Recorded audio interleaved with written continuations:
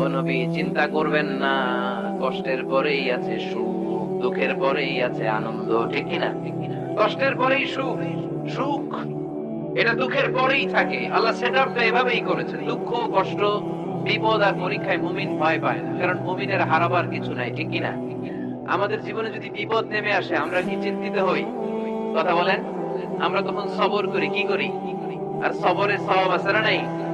কারণ মুমিন জানে রাত যত গভীর হয় অন্ধকার তমানিসা ভেদ করে সুবহে সাদিক হয়।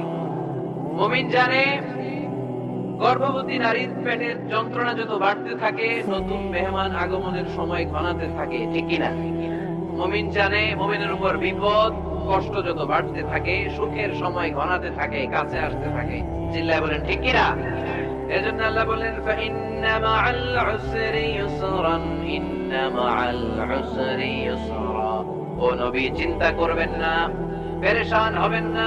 বাকি জীবনে আপনার দুঃখ কষ্ট, কিন্তু কিছুদিন পরেই মাদানী জীবনে আপনার জীবনে সুখ নামিয়ে দিবে কে? আপনার জীবনে আনন্দের বন্যা বইয়ে দিবে কে? মোটিভেশনাল সূরা, পেইন রিলিভিং সূরা। আপনি বিপদে পড়লেই এই আয়াত নিয়ে চিন্তা করবেন যে বিপদের পরে আনন্দ আছে, কষ্টের পরেই দুঃখ আছে। সমস্যা যেমনি আছে সমস্যার সমাধানও। কথা বলেন, সমস্যা যদি থাকে ওইটার সমাধান আছে না নাই? Allah never creates a lock without its key. Allah এমন কোন তালা বানাই নাই যে তালার জন্য চাবি বানায় নাই, ঠিক কি না? তালা যদি বানায় ওই তালার কি আছে? সমস্যা যদি থাকে ওইটার কি আছে? এজন্য কষ্টের পরে আনন্দ, দুঃখের পরে সুখ চিন্তা করার সুযোগ নাই। সবশেষ আল্লাহ গাইডলাইন দিলেন। প্রথম গাইডলাইন ফাইদা ফারাগতা ফানসাব ওয়া ইলা রাব্বিকা ফারগাব। ফাইদা ফারাগতা ফানসাব। হে নবী, যখন আপনি দাওয়াতি কাজ করে করে রাষ্ট্রীয় কাজ করে করে একটু ফুরসাত পাবেন, অবসর পাবেন, ফানসাব ফিল ইবাদা, আপনি একটু ইবাদতে মশগুল হয়ে যান, আপনি একটু দোয়ায় মশগুল হয়ে যান। ওয়া ইলা রাব্বিকা ফারগাব, আর আপনার রবের দিকে মনোনিবেশ করুন। ব্যথা যদি পান, কষ্ট যদি পান আমারে বলেন, অন্যরে বলেন না।